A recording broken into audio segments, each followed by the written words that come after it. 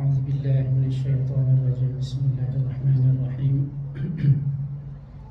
إلى حضرة النبي المصطفى صلى الله عليه وسلم وعلى آله وأصحابه الكرام، ثم إلى أرواح آبائنا وأمهاتنا وأجدادنا وجداتنا ولمشايخنا ولمعلمينا ولمن أحسن إلينا ولمن أوصانا بالدعاء ولأصحاب الحقوق علينا ولجميع المسلمين والمسلمات والمؤمنين والمؤمنات الأحياء منهم والأموات. شيء لله ولهم الفاتحة. أعوذ بالله من الشيطان الرجيم. بسم الله الرحمن الرحيم. الحمد لله رب العالمين الرحمن الرحيم مالك يوم الدين. إياك نعبد وإياك نستعين. اهدنا الصراط المستقيم صراط الذين أنعمت عليهم غير المغضوب عليهم ولا الضالين. آمين. الحمد لله رب العالمين وبه نستعين على أمور الدنيا والدين، والصلاة والسلام على سيدنا محمد الفاتح لما أغلق والخاتم لما سبق، ناصر الحق بالحق والهادي إلى صراط الله المستقيم، وعلى آله حق قدره ومقداره العظيم. أما بعد، رب اشرح لي صدري ويسر لي أمري واحلل عقدة من لساني يفقه قولي. سبحانك لا علم لنا إلا ما علمتنا إنك أنت العليم الحكيم، ولا حول ولا قوة إلا بالله العلي العظيم. ربنا زدنا علما وارزقنا فهما وعملا صالحا متقبلا.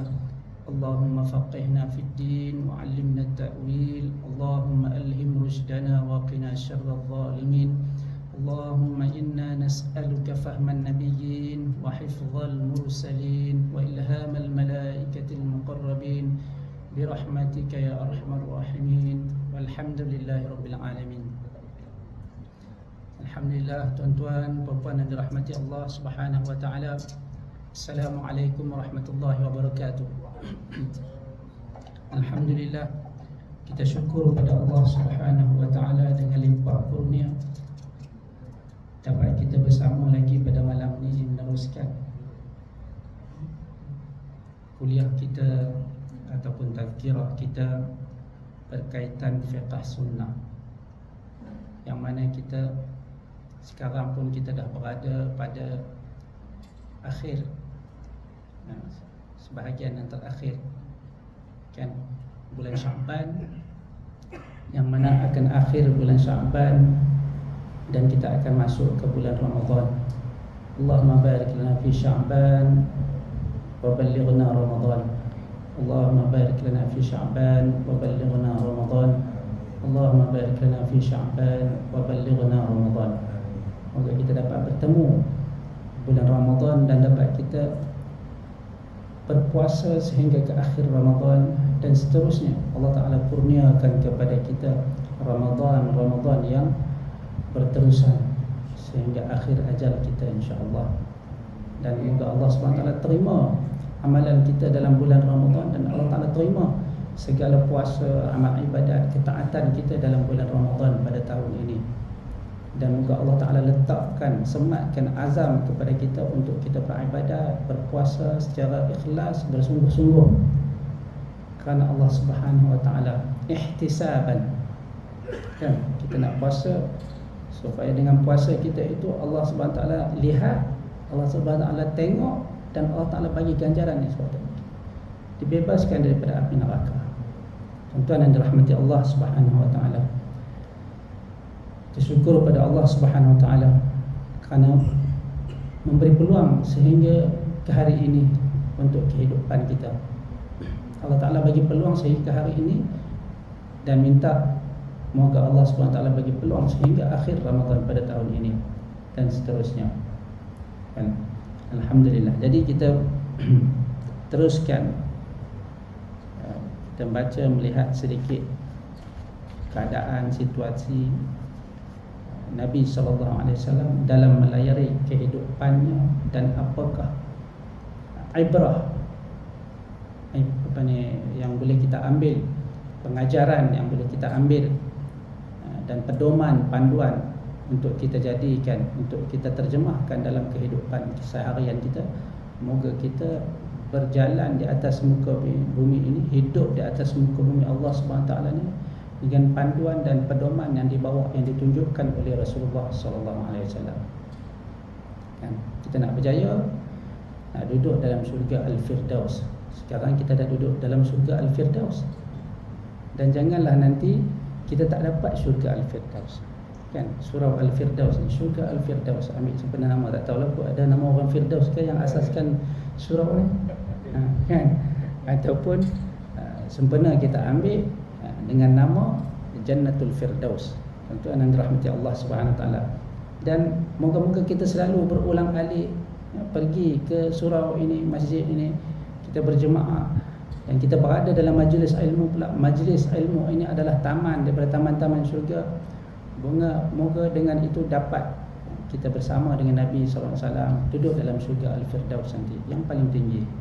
Tuan yang dirahmati Allah Subhanahu taala. Jadi kita masih berada dalam perbincangan awal-awal wahyu yang diterima oleh Rasulullah sallallahu alaihi wasallam.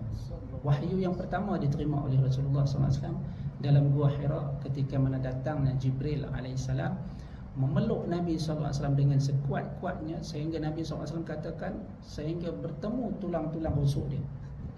Kan? Dan dilepaskan dan diajarkan kepada Nabi sallallahu alaihi wasallam. Jibril mengatakan kepada Nabi sallallahu alaihi wasallam baca. Tapi dalam keadaan Nabi sallallahu alaihi wasallam tak tahu baca.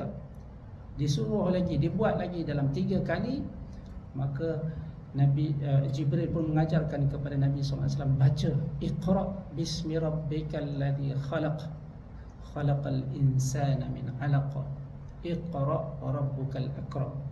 Jibril, Sayyidina Jibril ajarkan kepada Nabi sallallahu alaihi wasallam.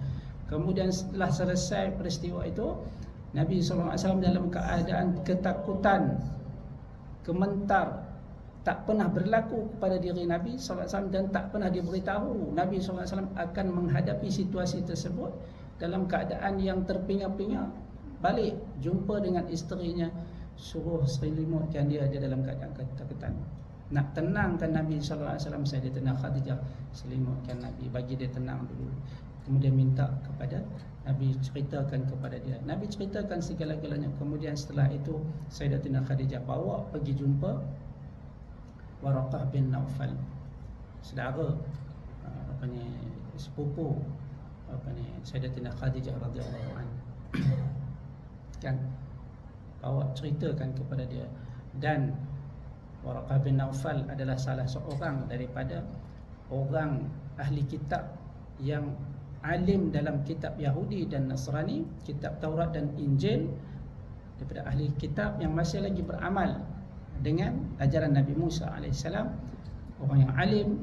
Maka dia bagi tahu, kalau betullah itu berlaku kepada engkau, maka engkau ni adalah seorang nabi yang akan diutuskan, diberi wahyu oleh Allah Subhanahu wa taala. Kalau betul tu berlaku pada engkau, maka itu adalah an-namus, seperti mana yang datang kepada Nabi Musa alaihissalam. Begitu keadaan dia. Maka kita sampai perbincangannya kepada i'tibar ataupun ibrah, pengajaran yang kita boleh ambil daripada peristiwa berlakunya kepada Nabi sallallahu alaihi wasallam. Awal-awal Nabi sallallahu alaihi wasallam menerima wahyu. Dan peristiwa ini nak menunjukkan bahawa keadaan wahyu yang pertama yang diterima oleh Nabi sallallahu alaihi wasallam itulah merupakan satu perbezaan. Kan, satu nak menunjukkan bahawa ada perbezaan di situ antara salah seorang itu, dia menyampaikan, dia membawakan sesuatu perkara itu, adakah ianya adalah daripada diri dia sendiri, dia fikir sendiri, dia ta'ammul sendiri. Dia ni seorang sastrawan.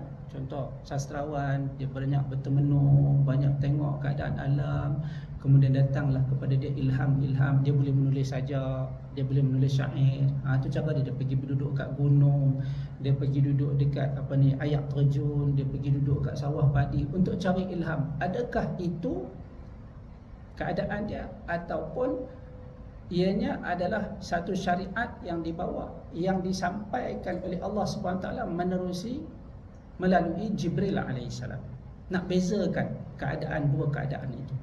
Maka wahyu yang datang kepada Nabi Muhammad sallallahu alaihi wasallam nak menyatakan bahawa ini bukan hasil pemikiran ta'ammul Nabi sallallahu alaihi wasallam, ilham yang Nabi sallallahu alaihi wasallam cari dan sebagainya. Tidak, itu adalah datangnya daripada Allah Subhanahu wa taala dan disampaikan oleh Jibril alaihissalam. Keadaan peristiwa yang berlaku pada Nabi sallallahu alaihi wasallam pertama kali menerima wahyu ini, dan surah Iqra ini. Maka apabila berlakunya peristiwa ini, maka orang-orang musuh Islam, mereka melihatkan kesahihan peristiwa itu, maka mereka mencuba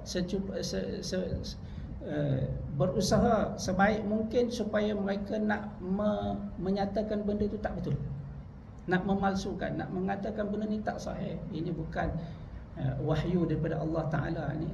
Mereka nak merosakkan Islam, nak menjauhkan orang Islam daripada Islam dari dulu lagi ni. Dengan peristiwa ni mereka cuba dengan sedaya upaya mereka untuk nak menimbulkan keraguan kepada kesahihan wahyu Nabi sallallahu alaihi wasallam.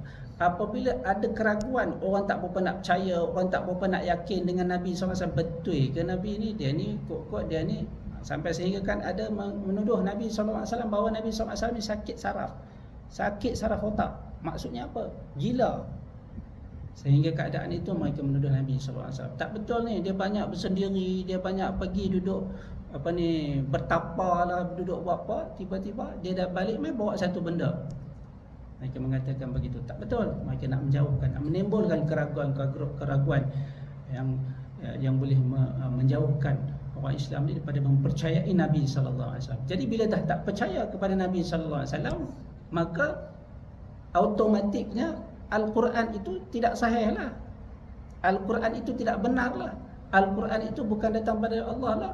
Al-Quran itu ada disebutkan dalam kitab ni, dia katakan bahawa Al-Quran itu Nabi SAW belajar daripada Buhaira Ar-Rahib.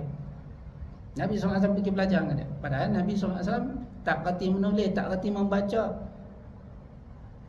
Tuduhan mereka nak menimbulkan keraguan terhadap Quran, terhadap Nabi sallallahu alaihi wasallam, terhadap hadis Nabi sallallahu alaihi wasallam. Maka orang tak percaya kepada Nabi, orang tak percaya kepada Quran, orang tinggal Islam. Itu yang mereka nak. Musuh Islam dia buat keadaan-keadaan begitu supaya orang jauh daripada Islam. Sehinggalah sekarang ni masih lagi mereka melakukan perkara-perkara tersebut, nak menjauhkan orang Islam daripada Islam. Dah mereka mewujudkan jabatan-jabatan pengajian pendidikan di universiti luar negara, di mana di Oxford lah, di mana-mana negeri di negara mereka hantar orang-orang yang khusus untuk pergi ke negeri-negeri timur, negeri-negeri Arab ni, kan, tanah-tanah Timur Tengah ni, pergi ke sana belajar ilmu agama Islam. Sehingga mereka ni lebih alim daripada orang Islam, lebih alim daripada ulama-ulama Islam. Mereka balik, mereka buka fakulti-fakulti pengajian Islam, supaya apa? Mereka dapat memasukkan jarum-jarum yang nak membuat keraguan, nak menimbulkan keraguan, nak merosakkan akidah orang Islam, nak merosakkan kepercayaan orang Islam. Ramai di antara kalangan orang-orang kita, orang-orang Islam seluruh dunia, negara kita pun nampak ramai, sebahagian daripada mereka bila balik, mereka terpengaruh dengan pendidikan Islam di barat. Kita pergi cari ilmu agama Islam ke orang bukan Islam, pergi ambil ilmu Islam daripada orang yang bukan Islam. Tu bukan adab dia. Adabnya kita mengaji ilmu. Tengok Jibril AS sampai kena ilmu kepada Nabi Muhammad SAW. Nabi SAW ambil ilmu daripada Jibril, Jibril daripada Allah. Tu turutan orang yang layak. Kita pergi cari ilmu agama dekat orang bukan Islam. Jadi macam mana? Orang bukan Islam, dia tak menganut agama Islam, tak ada roh Islam pun dalam diri dia. Bagaimana agama itu, ilmu itu boleh membentuk diri kita, boleh membawa kita kepada kejayaan di dunia dan di akhirat. Tuan-tuan yang dirahmati Allah SWT, balik main jadilah menentang agama Islam, menentang hukum agama Islam, kan? Tak percaya kepada agama, tak percaya kepada Allah. Ada kat Malaysia ni orang yang tak percaya kepada Allah, etis, jadi etis, terus tinggal terus agama ni, tak ada apa agama, apa Tuhan. Kita ni semua jadi ni hasil daripada gini, daripada ini, daripada ini, daripada ini, daripada ini. Dia tak pergi terus pada satu titik yang menjadikan Allah yang menjadikan mereka. Tuan-tuan dan rahmati Allah SWT, nak ngaji, nak nuntut ilmu, cari guru yang mursyid. Kena berhadapan, kena bertalaqi dengan guru, bukannya pergi cari dekat internet kan, dalam Google dan sebagainya. Sehinggalah kepada sekarang ini mereka nak menjauhkan orang Islam. Dah kesannya mungkin hanya sebahagian dapat, dia pernah secara menyeluruh lagi. Sekarang ni mereka sebarkan, bagi kepada seluruh manusia ini satu gadget, satu alat yang boleh menjauhkan orang ni daripada agama, jauhkan orang daripada mengaji, jauhkan orang daripada menuntut ilmu, jauhkan orang daripada beramal dengan amalan Islam. Kan, bila start mak bapak bagi telefon je, anak-anak tu mayang pun dah lepas waktu. Tidak, mak bapak dok bawa anak-anak pergi surau, dok bawa anak-anak pergi masjid. Sekarang ni bila dah ada gadget, jom pergi masjid, tak mau, lambat. Dah ketagih dengan gadget. Kita pun sendiri nak solat, ni duk tengah tengok Facebook, duk tengah tengok TikTok, duk tengah tengok tu, duk tengah tengok ini dan sebagainya. Kan, melambatkan kita, menjauhkan sikit demi sikit demi sikit demi sikit. Kan, tambahlah duk tengok pula ada satu cerita duk tengah syok nak habiskan cerita tu pula, kan, macam-macam jadi tuan-tuan. Tuan yang dirahmati Allah SWT, usaha-usaha mereka untuk nak menjauhkan Islam. Kan, jadi daripada bermula peristiwa Nabi SAW menerima wahyu tu lagi pun mereka dah cuba untuk nak menimbulkan keraguan-keraguan untuk nak merosakkan akidah orang Islam. Kan, tuan-tuan yang dirahmati Allah Subhanahu wa ta'ala. Kerana mereka tahu bahawa wahyu Allah Subhanahu wa ta'ala yang diberikan kepada Rasulnya adalah asas keyakinan orang Islam terhadap agama Islam, terhadap yakin kepada Allah Subhanahu wa ta'ala, yakin kepada Nabi Muhammad sallallahu alaihi wasallam dengan apa yang berlaku kepada Nabi sallallahu alaihi wasallam dan apa yang disampaikan oleh Allah Subhanahu wa ta'ala, apa yang diturunkan oleh Allah Subhanahu wa ta'ala, dan disampaikan pula bukan orang biasa, bukan pass button. Kan, nabi-nabi ni tak ada pass button, tetapi mereka membawa satu syariat sama. Okey, hang pula jadi nabi, pilih kawan-kawan dia yang baik dengan dia, kan? Yang baik dengan dia, yang boleh sama dengan dia, boleh bantu dia, kan? Lepas betul anak hang pula jadi rasul. Hang pula tak ada, bukan jenis itu.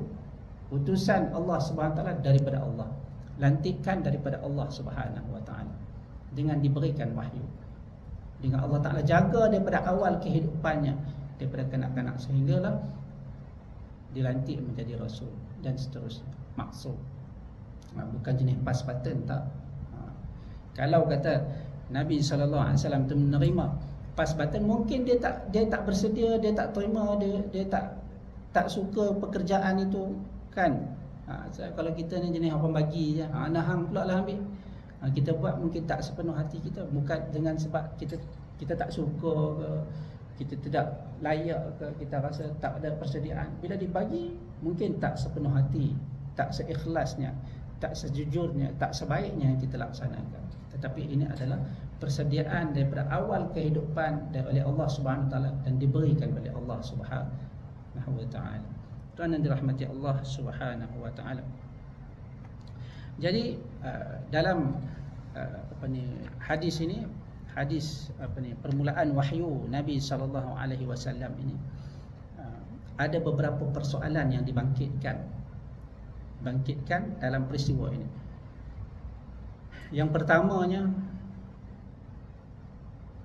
hikmah yang nak ditunjukkan oleh Allah Subhanahu wa taala.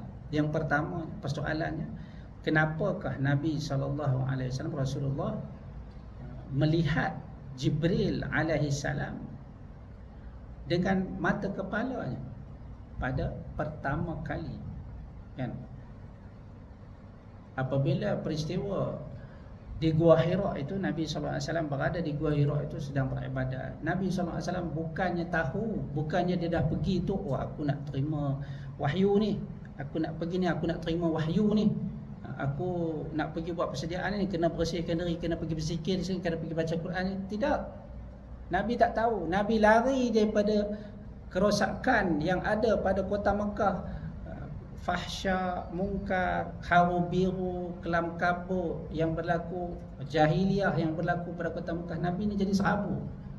Nabi mencari-cari kebenaran.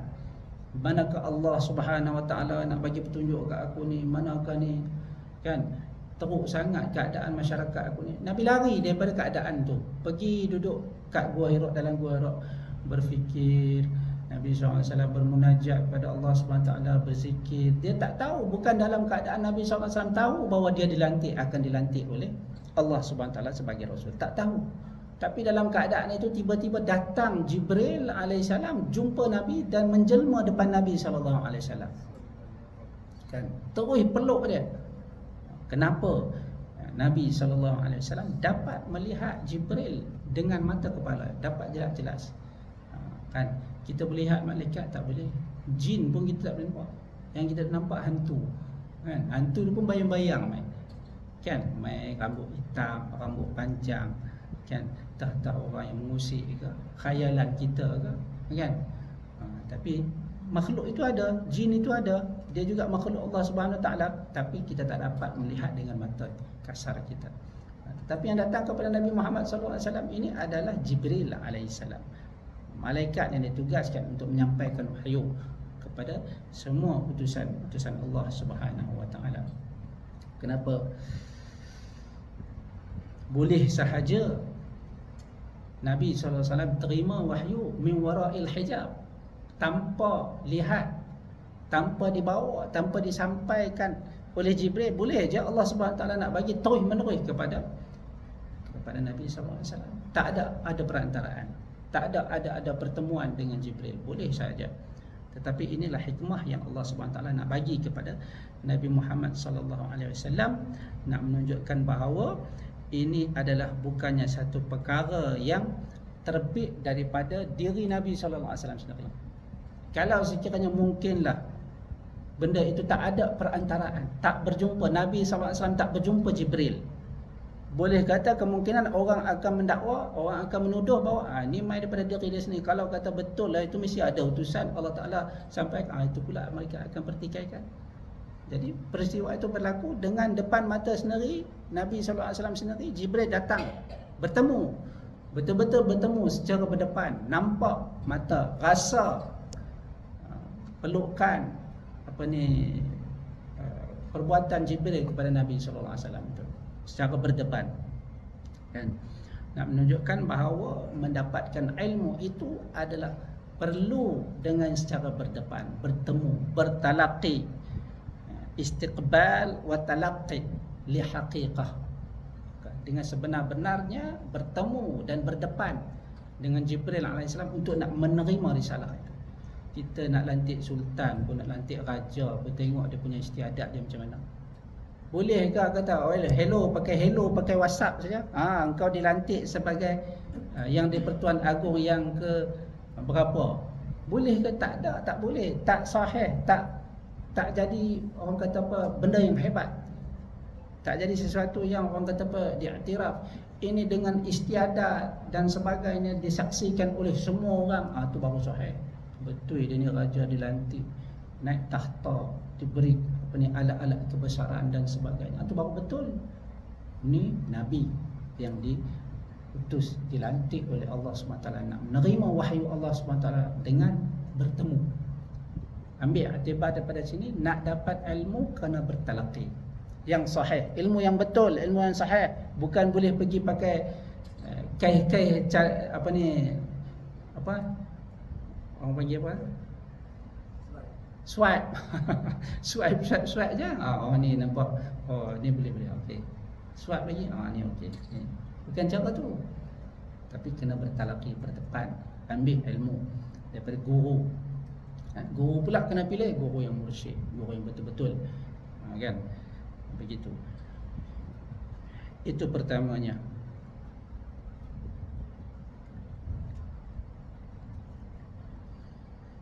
Dan perbuatan malaikat dengan memeluk Nabi SAW 3 kali dan melepaskannya dan mengajarkan, mengatakan kepadanya iqra, baca. Baca adalah untuk diiktibarkan sebagai untuk nak memberi takkid. Takkid ni nak memperjelaskan, nak memperkuatkan lagi keadaan itu, perlakuan itu, peristiwa itu, kan?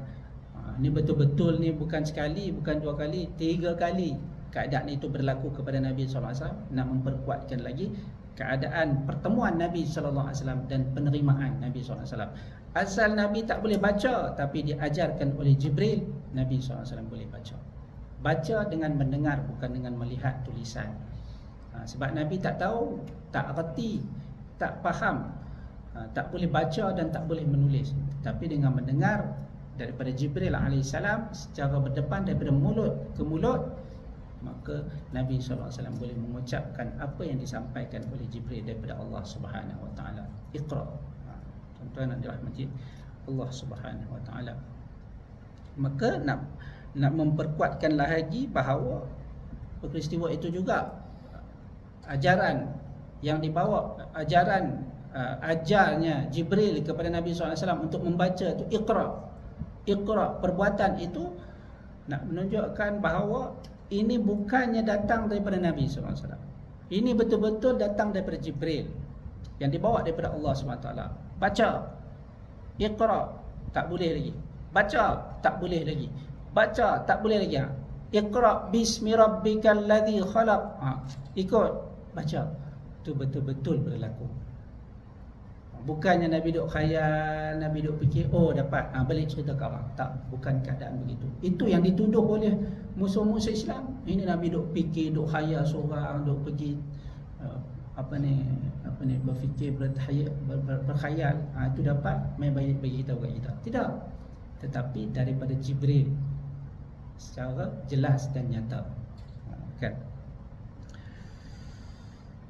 Dan persoalan yang keduanya, kenapakah Allah Subhanahu Wa Taala mencampakkan ketakutan dan kehairanan kepada Nabi sallallahu alaihi wasallam? Boleh saja Allah Subhanahu Wa Taala nak bagi secara tenang. Kenapa perlu Jibril datang, peluk dia, erat dia sampai dalam keadaan begitu? Allah Taala boleh bagi je. Okey, Jibril hang tolong pergi bagi tahu kat Nabi, pergi jumpa dia depan, bagi salam elok-elok, boleh saya masuk? Macam tu kan, secara lembut-lembut. Boleh saya masuk? Ya, tuan daripada mana? Saya daripada Aras, daripada Allah SWT. Nak jumpa tuan ni, Allah Ta'ala suruh sampaikan benda ni.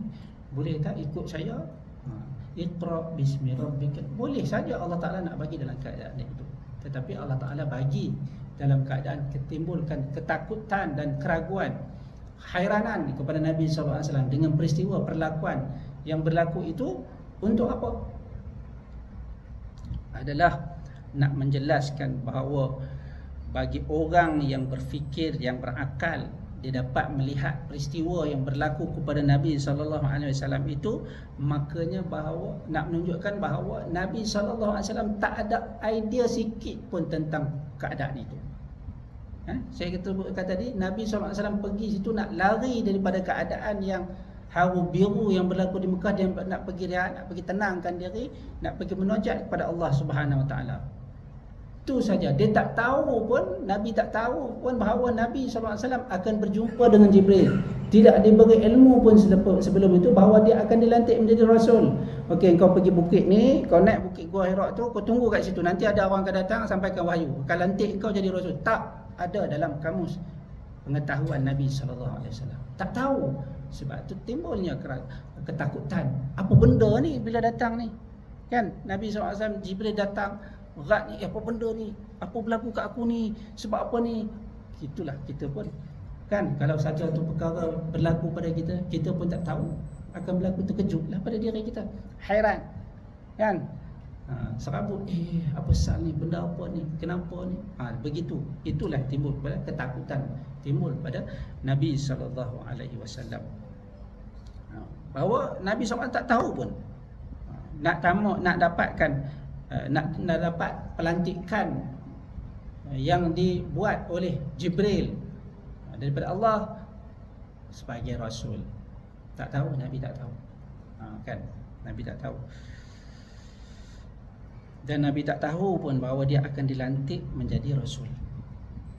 Tak tahu pun bahawa dia akan dilantik jadi Nabi, dia akan jadi Nabi, jadi Rasul, dia akan dilantik menjadi pemimpin umat seluruh dunia. Dan dia perlu menyebarkan agama Islam ni kepada seluruh umat yang berada di atas muka bumi ini. Nabi SAW tak tahu, kan? Dan zahir wahyu itu tidaklah didatang untuk nak menyempurnakan sesuatu apa yang telah ada gambarannya dan terlintas dalam hati. Nabi SAW tak ada. Nabi SAW tak pernah terlintas, tak pernah diberitahu bahawa engkau akan menyambung Nabi Isa, kau akan menyambung jadi Rasul, kau akan menggantikan Nabi Isa alaihissalam. Tidak. Nabi SAW tak tahu. Jadi apa yang berlaku pada Nabi SAW, benda yang tak tahu, tak pernah tahu, tiba-tiba berlaku pada dirinya pun sudah tentulah dia terkejut. Nabi SAW berada dalam keadaan takut. Apakah yang berlaku pada dirinya? Adakah jin yang datang kacau dia? Sebab itu apabila dia balik berjumpa dengan Siti Khadijah radhiyallahu anha, isterinya Ummul Mukminin Sayyidatina Khadijah radhiyallahu anha, dia mengatakan, budak, sesungguhnya aku, Nabi SAW sabda, sesungguhnya aku takut kepada diriku sendiri. Aku takut atas diriku ni. Aku takut berlaku sesuatu yang buruk atas diriku, jin main kacau ke apa semua. Kan dalam hadis disebutkan, sebab tu Nabi Sayyidatina Khadijah balas, engkau ni bukan macam tu, Allah Ta'ala tak akan mensia-siakan kau, Allah Ta'ala tak akan membiarkan engkau, sebab engkau ni orang baik. Sayyidatina Khadijah tenangkan Nabi SAW. Hang tak akan dikacau oleh jin sebab engkau ni buat baik, engkau menghubungkan silaturahim, engkau membantu orang susah dan sebagainya. Itu Sayyidatina Khadijah tenangkan Nabi SAW. Dan Nabi SAW tak akan menerima gangguan-gangguan daripada jin dan syaitan. Dan dirahmati Allah Subhanahu wa ta'ala. Dan di sini juga peristiwa ini juga nak menunjukkan bahawa orang yang duduk berta'ammul, bertafakur, tak akan timbul pada dia ketakutan. Bila dia dapat ilmu itu, dengan dia berfikir, dia melihat keadaan itu, tak akan datang secara kejutan-kejutan, takut-takut macam tu. Dia akan dapat, dia dapat satu. Kan dia berfikir, dia tengok pokok ni ada 3 cabang, daun dia hijau, daripada situ dia boleh, dia dapat idea untuk nak buat syair, nak buat. Daripada situ orang yang kalau keadaannya berfikir, kan, cari ilham gitu. Tapi Nabi tidak. Nabi dapat dalam keadaan yang satu peristiwa yang menakutkan, kan, nak menunjukkan bahawa benda ni sahih berlaku, terjadi kepada Nabi SAW, supaya tidak boleh dipertikaikan, kan.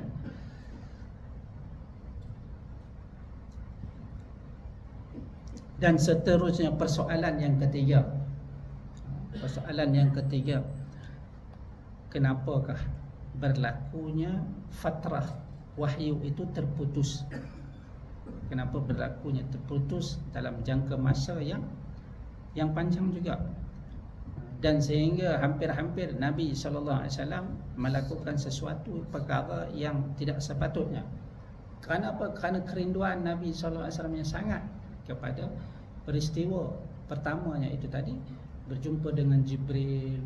Bila dah diberitahu, dah dalam keadaan takut tu, dia balik, dia beritahu kepada Khadijah, dia bagi tahu kepada Waraqah bin Nawfal, terangkan apa yang berlaku pada dirinya, bahawa dia adalah dilantik. Kalau begitulah berlaku kepada engkau, maka itu juga yang berlaku kepada Nabi Musa alaihissalam. Maka engkau akan dilantik oleh Allah Subhanahu Wa Taala sebagai Rasul. Maka apabila berlaku fatrah Rasul ni, fatrah wahyu ni, kenapa berlaku begitu? Kan? Untuk apakah ianya berlaku? Kan? Jadi jawapannya, untuk nak memberi kepada Nabi SAW kerinduan, kan, berlakunya keadaan itu 6 bulan ataupun lebih, fatrah tidak datangnya Jibril alaihissalam bertemu dengan Nabi SAW untuk sampaikan wahyu. Selepas pada ayat Iqra, permulaan ayat Iqra itu, dalam Gua Hira itu, Jibril dah tak datanglah bertemu dengan Nabi SAW. Jadi timbul, kenapalah tak datang? Allah Ta'ala tak suka kat aku dah ke? Kenapa Allah tak datang ni? Aku ni tak boleh ke? Aku ni tak boleh jadi Rasul ke?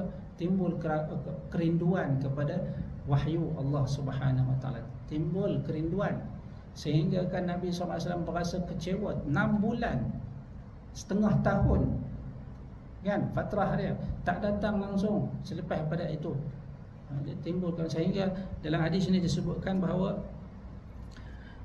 Nabi SAW cuba untuk naik di atas tempat yang tinggi dan nak mencampakkan dirinya daripada tempat yang tinggi itu. Keadaan dia, kerinduan yang sangat, putus cinta. Contohnya kan, putus cinta, terjun jabatan apa semua, tapi Nabi SAW tak buatlah. Tapi sampai ke tahap itu kerinduan Nabi SAW kan, rindu kepada wahyu Allah Subhanahu Wa Ta'ala.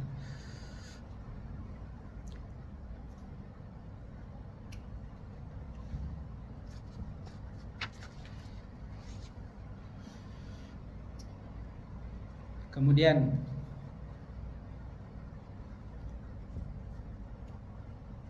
sehinggalah pada satu ketika datangnya malaikat yang mana dilihat oleh Nabi SAW dalam Gua Hira itu. Nabi SAW dapat melihat pada satu ketika melihat malaikat Jibril dalam keadaan rupa bentuknya yang asal, iaitulah yang seperti mana Nabi SAW jumpa dalam Gua Hira itu. Dan gambaran yang menjelmanya Jibril alaihissalam pada ketika itu adalah gambaran jelmaannya dirinya yang asal.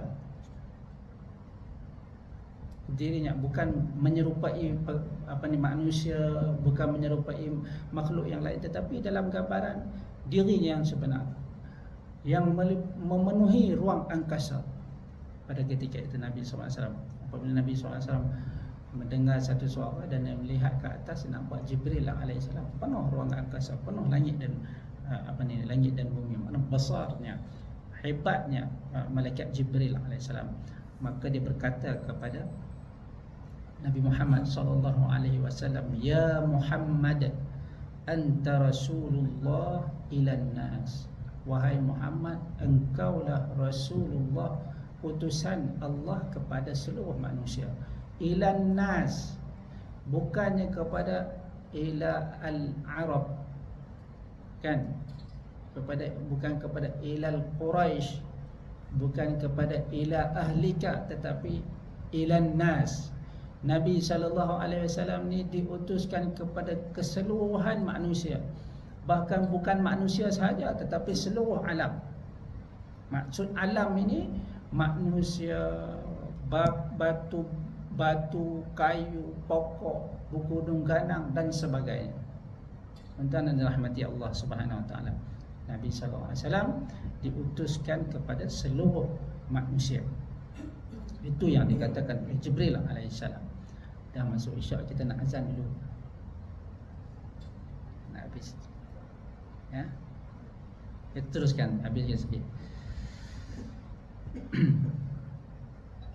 Maka kembalilah Nabi SAW pula pada ketika itu dalam keadaan ketakutan. Kali kedua jumpa pun terkejut juga. Ini lebih hebat daripada apa yang dia nampak dalam gua penuh. Kau tengok ke atas muka atas, melihat pada langit atas, tengok penuh jasad, kata apa, bentuk Jibril alaihissalam. Tak dapatlah kita nak gambarkan kan apa yang disebutkan sini. Mala'a syakluhu ma bainas sama'i wal ardh. Penuh diri Jibril itu memenuhi langit dan bumi. Kan tak dapatlah kita gambarkan. Hanya Nabi SAW saja tahu bagaimana nak gambarkan. Nabi SAW melihatnya. Maka selepas pada itu Nabi SAW balik juga, jumpa Khadijah, selimutkan Nabi SAW. Khadijah pun selimutkan Nabi SAW. Maka ketika itu datang lagi Jibril AS membacakan ayat, menyampaikan ayat, menurunkan wahyu dan seterusnya. Ya ayyuhal muddathir qum fa'anzir. Setelah mana diberitahu, dijumpa dengan Nabi SAW tadi kat luar tadi, anta Rasulullah ilan nas. Nabi lari balik rumah takut. Tengok kepada Jibril tu takut pula, tergentak pula. Balik tidur pula selimut. Bila dah selimut tu datang pula Jibril menyampaikan, wahai orang yang sedang berselimut, bangunlah dan berilah peringatan kepada manusia. Bermulanya tugas Nabi SAW sebagai Rasulullah. Tuan-tuan yang dirahmati Allah Subhanahu wa taala. Maka begitulah, setelah daripada itu berterusanlah wahyu daripada Allah Subhanahu wa taala kepada Nabi sallallahu alaihi wasallam. Kan?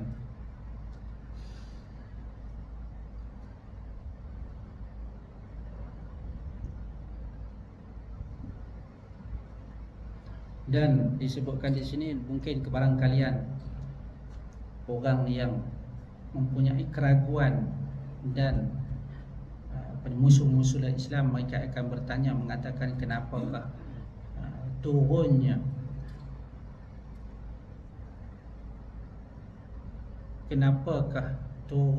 atas Nabi SAW itu wahyu, dan bagaimanakah keadaannya, kenapakah keadaan ketika mana turunnya wahyu kepada Rasulullah sallallahu alaihi wasallam itu dalam keadaan Nabi sallallahu alaihi wasallam berada di kalangan para sahabatnya yang ramai, tetapi Nabi sallallahu alaihi wasallam hanya seorang yang dapat melihat Jibril alaihi salam. Sahabat-sahabat lain tak nampak. Bagaimana boleh berlaku begitu? Kalau sekiranya Jibril turun dan Nabi sallallahu alaihi wasallam berada di kalangan para sahabatnya, sudah tentu para sahabat yang lain pun nampak juga. Kan ada kisah Sayyidatina Aisyah, Sayyidatina Khadijah, ketika mana Nabi sallallahu alaihi wasallam tidur di atas ribaannya, turun wahyu ketika itu.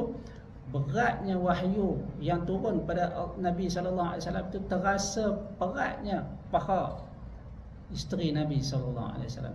Kesan dia, bagaimana mungkin isterinya tak dapat melihat Jibril alaihissalam, sedangkan Nabi SAW berada di situ. Kan? Kenapakah jadi begitu? Maka jawapannya bahawa disebutkan tidak menjadi syarat daripada kewujudan ini, bahawa sesuatu yang ada itu boleh dapat dilihat dengan mata kasar sesiapa sahaja. Kan? Contoh yang diberikan di sini, tuan-tuan, kita sebahagian kita, mungkin kalangan kita ini, bila kita pergi naik kereta, kan, kita naik kereta, kita berhenti kat traffic light, ada lampu merah, ada lampu kuning, ada lampu hijau. Kita boleh lihat. Tetapi ada sebahagian orang, bila dia berhenti kat traffic light, dia nampak merah belakang lampu-lampu tu. Dia tak nampak lampu hijau, dia tak nampak lampu kuning. Kan? Sebab apa? Buta warna. Buta warna itu pun dah menjadi dalil bahawa tidak semua perkara yang ada ni boleh dilihat dengan mata kasar kita. Angin ada, kita boleh rasa, itu boleh juga rasa, tetapi kita tidak dapat melihat. Kan? Ketika mana Nabi SAW dapat melihat Jibril AS, sedangkan para sahabatnya tidak dapat melihat, itu kekuatan penglihatan yang diberikan oleh Allah Subhanahu Wa Taala kepada Rasulullah SAW sahaja, tidak kepada orang lain. Begitulah keadaan-keadaan orang yang lain.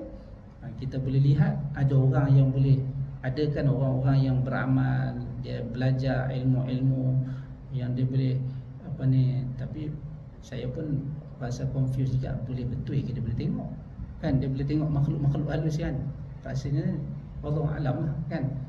Sebab jin, makhluk-makhluk lain ni tak dapat dilihat oleh mata kita. Allah alam kalau Allah Taala bagi kemampuan, kebolehan pada mereka, kan, dengan sebab mereka belajar, kan, mendapat ilmu itu, wallahu alam. Tetapi apa yang berlaku pada Nabi SAW dan para sahabat lain tidak dapat melihatnya, itu adalah kekuatan penglihatan yang Allah SWT, kuasa Allah SWT bagi kepada Nabi Muhammad SAW. Dan Nabi Muhammad SAW saja dapat melihat Jibril AS. Orang lain tak dapat. Tuan-tuan yang rahmati Allah, kecuali kalau sekiranya Jibril AS datang berupa dalam bentuk manusia, itu dapat dilihat oleh orang. kan.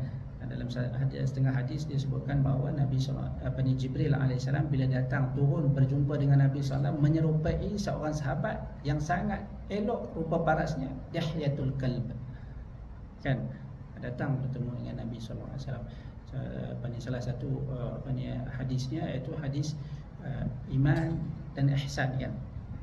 Datang Jibril tanya Nabi SAW apa itu iman, apa itu Islam, ataupun ihsan, dan Nabi SAW jawab. Dan dia jawab sendiri. Kenapa datang orang, sahabat pun heran pakai kenapa datang orang ni tanya Nabi tapi dia jawab, kan? Tanya Nabi tapi dia jawab. Nabi hanya jawab, tidaklah orang yang bertanya itu lebih tahu daripada orang yang ditanya, kan? Maka Jibril jawab. Tuhan yang dirahmati Allah SWT.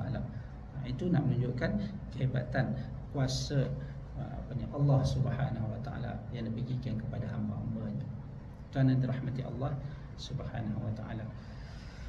Kemudian berterusannya wahyu yang disampaikan, yang diturunkan kepada Nabi sallallahu alaihi wasallam itu nak menunjukkan bahawa hakikat wahyu itu sebenarnya digariskan di sini beberapa perkara, dalil-dalil turunnya wahyu itu.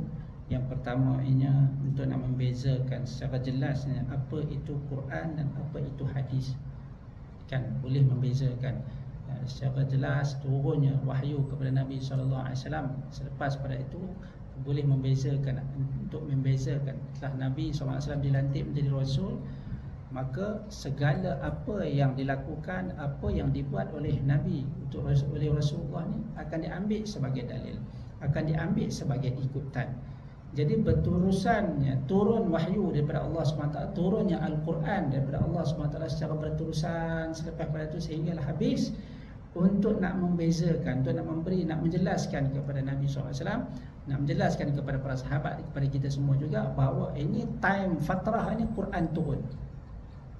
Fatrah ni kuat turun, dan Nabi SAW pun larang kepada para sahabatnya fatrah itu jangan tulis hadis, kan, tulis saja Al-Quran dulu bagi habis.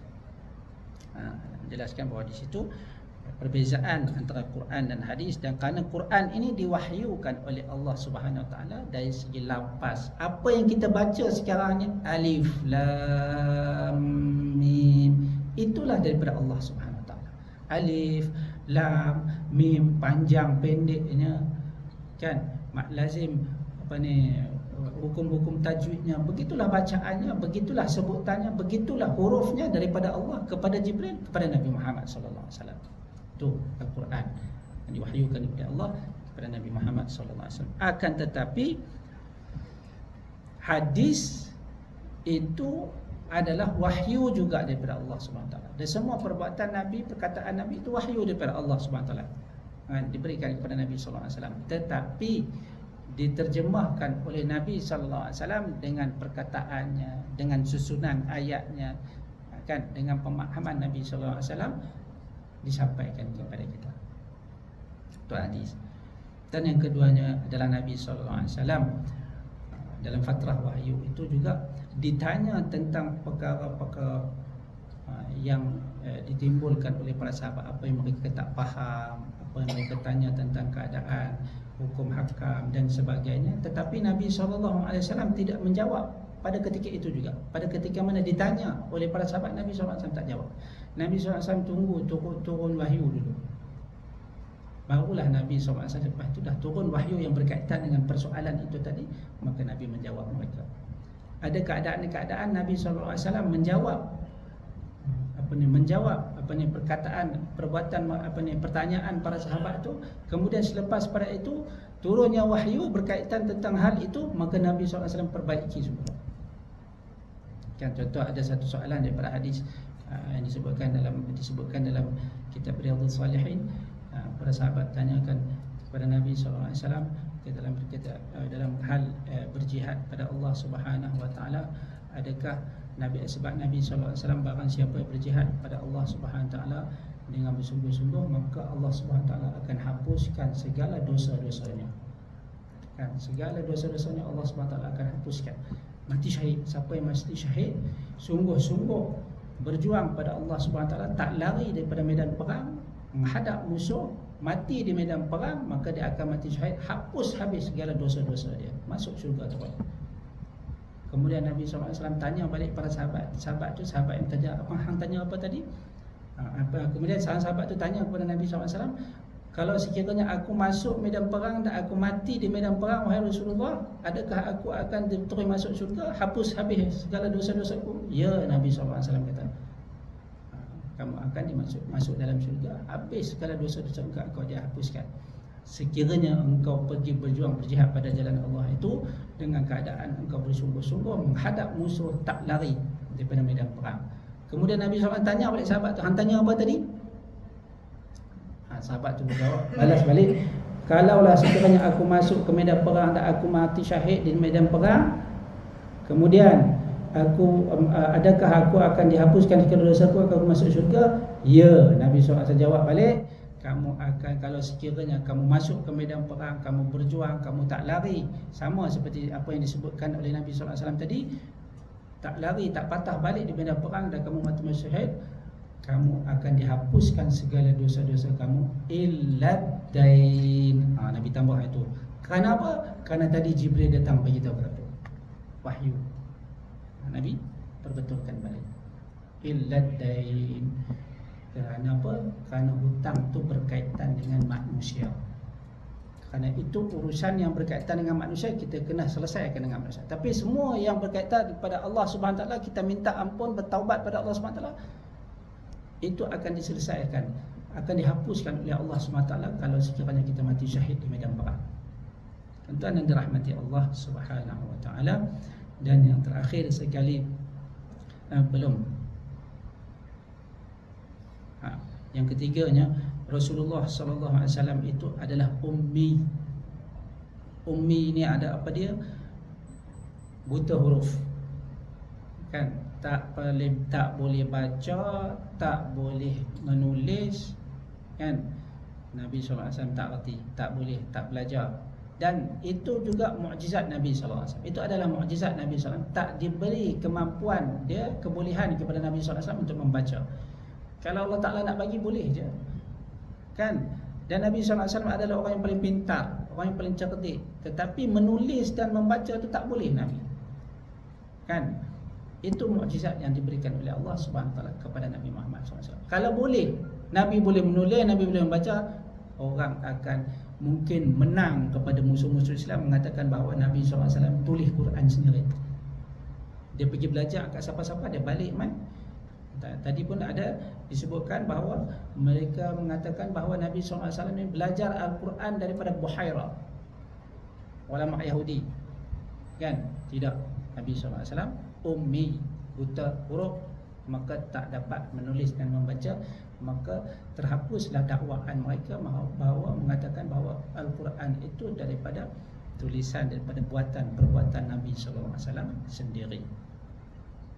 Tuan-tuan yang dirahmati Allah Subhanahu Wa Taala, wa ma kunta, seperti mana firman Allah Subhanahu Wa Taala, wa ma kunta tatlu min qablihi min kitabin wa la takhutuhu bi yaminika idzal lartabal mubtilun. Dan tidaklah kamu membaca daripada kitab-kitab sebelumnya, dan tidaklah juga kamu menulis dengan tangan kanan kamu. Nabi SAW itu, Allah SWT menekankan bahawa Al-Quran ini bukanlah hasil daripada tulisan tangan Nabi SAW, bukan daripada ciptaan Nabi SAW, bukan Nabi SAW belajar daripada kitab-kitab yang terdahulu pun. Tuan-tuan yang dirahmati Allah Subhanahu Wa Taala.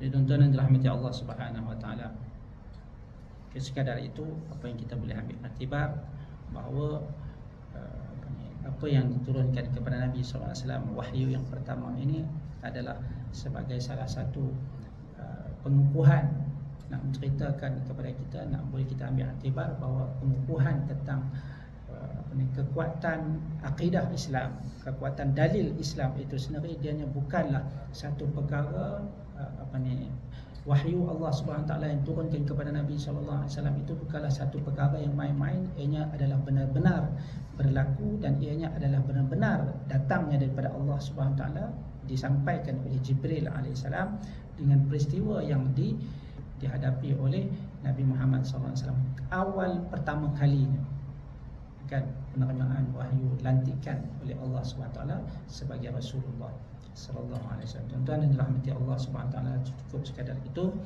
Semoga Allah taala bagi hidayah dan petunjuk kepada kita. Allah taala perkemaskan dan beri kekuatan, kefahaman, keyakinan kita kepada Al-Quran, kepada Nabi Muhammad SAW, bertambah sayang dan kasihnya kita kepada Nabi SAW. Kita menjadi pengikut Nabi Muhammad SAW yang terbaik, dan kita akan dapat bersama dengan Nabi SAW di dalam syurga Al-Firdaus, dan dapat kita melaksanakan apa sahaja yang diperintahkan oleh Nabi SAW dan apa yang diperintahkan oleh Allah SWT, meninggalkan apa yang dilarang oleh Nabi SAW dan apa yang dilarang oleh Allah Subhanahu taala.